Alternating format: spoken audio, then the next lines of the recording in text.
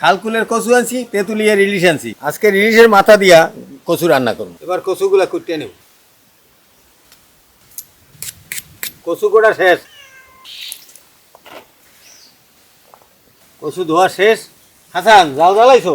জ্বালাইছি। পেঁয়াজ, রসুন, কাঁচামরিচ, ইলিশের কল্লা দিয়া গরু কচু একসের মজা লাগবে। হলুদের গুঁড়া, স্বাদ মতো লবণ। এবার মাছগুলো দিয়ে দেব। মাছটা ভালোভাবে ভুনে নিতে হইবে। কষাবার পরে আমি কচুটা দিয়ে দেব। মাছটা টকবগাই হচ্ছে, এখন আমি কচুটা দিয়ে দেব।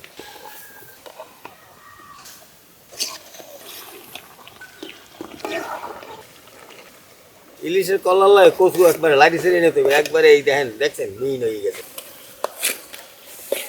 ইলিশ মাছের কল্লা দিয়ে কচু রান্না হয়ে গেছে।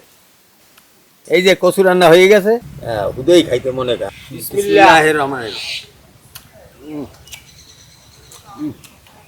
সেই মজা হয়েছে। ভাত হইলে আরো মজা পাইতাম, কারণ ভাত তো হয় নাই।